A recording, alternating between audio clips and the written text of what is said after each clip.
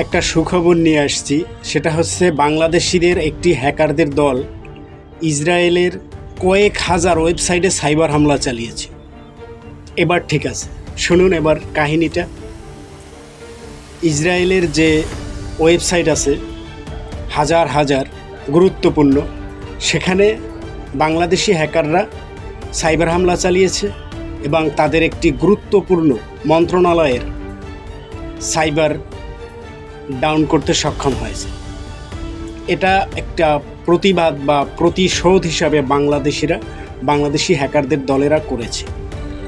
বাংলাদেশের cyber defence নামক একটি পেজ থেকে এই সাইবার হামলার দায় স্বীকার করে তারা জানিয়েছেন এই হামলায় ইসরায়েলের কয়েক মিলিয়ন ডলার ক্ষতি হয়েছে।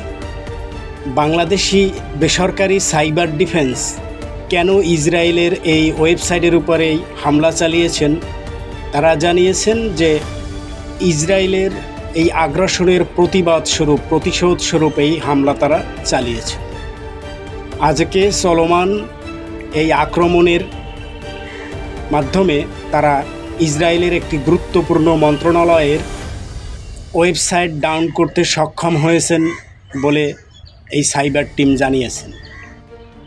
এখন একটি রেকর্ডিং শোনাবো। সেটা হচ্ছে বাংলাদেশি সাইবার ডিফেন্সের একজনের সাথে কথা বলেছিলেন ফেস দ্য পিপল।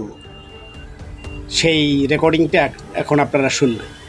ইসরায়েল দখলদারদের যে অনলাইন নিপীড়ন হত্যাযজ্ঞ চলছে, এর বিরুদ্ধে আমরা প্রথম থেকে কাজ করে যাচ্ছি এবং তাদের সোশ্যাল মিডিয়া সহ বিভিন্ন ইম্পর্টেন্ট যে সেক্টরগুলো আছে সেগুলোতে আমরা প্রথম থেকে আক্রমণ করে যাচ্ছিলাম। তাদের যে সরকারি এবং গুরুত্বপূর্ণ নন গভর্নমেন্ট যে ওয়েবসাইটগুলো আছে এবং তাদের সার্ভার বা তথ্য ভান্ডারগুলো আছে সেগুলোতে আমরা আঘাত এনেছি।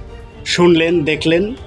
এখন কথা হচ্ছে আমরা বাংলাদেশ থেকে বা দূর দূরান্ত দেশ থেকে মুসলমানরা সরাসরি ইসরায়েলের বিপক্ষে বা ইসরায়েলের প্রতিশোধমূলক কোনো কাজ করতে পারতেছি না। বিদায় এই সাইবার হ্যাকারের মাধ্যমে ওদের ওয়েবসাইটে সাইবার হামলার মাধ্যমেও প্রতিশোধ নিয়ে ওদেরকে দুর্বল করার একটা মাধ্যম।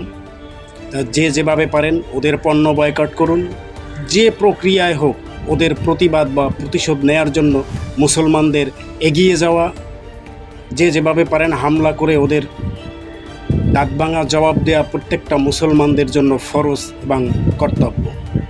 সবাই ফিলিস্তিনের গাজার মুসলমানদের জন্য দোয়া করবেন। ইনশাআল্লাহ আল্লাহ জানি তাদেরকে হেফাজত করেন। আমিন।